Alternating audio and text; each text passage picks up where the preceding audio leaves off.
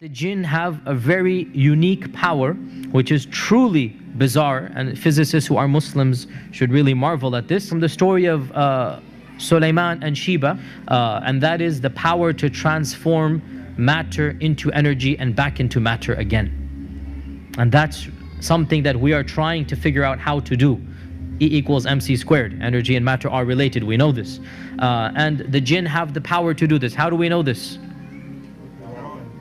The throne of Bilqis, or the queen of Sheba, the throne that from Yemen to Jerusalem. قال عفريت من الجن. Now, jinns, there are many levels, and ifrit are the most evil and the most powerful. Ifrit are what Western literature calls demons of the jinn. These are the worst of the worst. So the ifrit said, I can bring you the throne before you even stand up.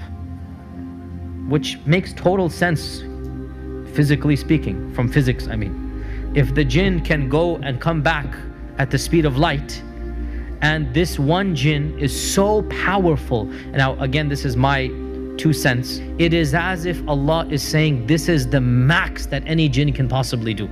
Because Sulaiman had control over all the jinns.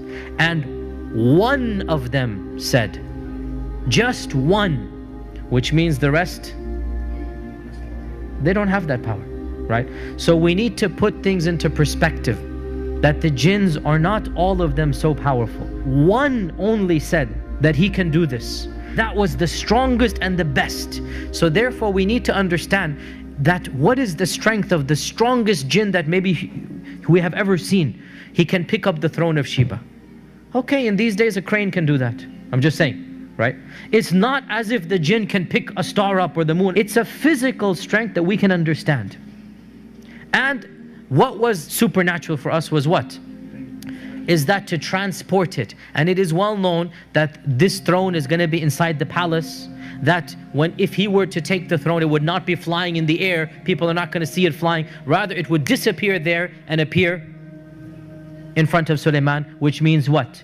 E equals mc squared here, right? Einstein was probably right in this regard. And this is what we believe, if we believe in the story, that it is possible somehow the jinn have the power to take matter, transform it to energy, take it all the way back, and then reproduce it, right? And by the way, this is something that is well known, mutawatir, from the stories and whatnot, that it is possible for a magician to just produce an item that was lost, literally, and he goes, here it is, right? So what are some of the physical characteristics of the jinn? What are the jinn made of?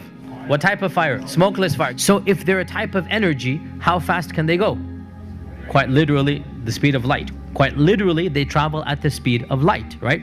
If they're energy, then do physical structures block them? No. Just like my phone is working right now and we're inside the room, right? Just like radio waves, just like other waves are coming into this room, and the physical structure has nothing to do with them. They're made out of smokeless fire, so this makes them invisible to us, right? They have the capacity to transfer from one energy to another, so they can become physical, and they can be seen to us when they want to.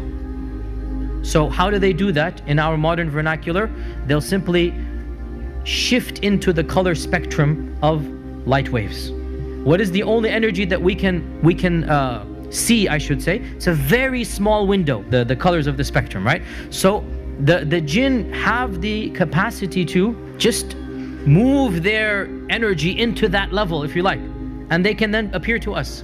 They have the capacity to project their voice so that we can hear the energy of the sound, but it's all energy. So they are invisible, and Allah says in the Quran, إِنَّهُ يَرَاكُمْ هُوَ وَقَبِيلُهُ مِنْ حَيْثُ لَا تَرَوْنَهُمْ. Iblis and his tribe can see you from places you cannot see them. So in this regard, they have the upper hand. They can see you and you cannot see them. They can make their presence known to you. You don't have any clue where they are.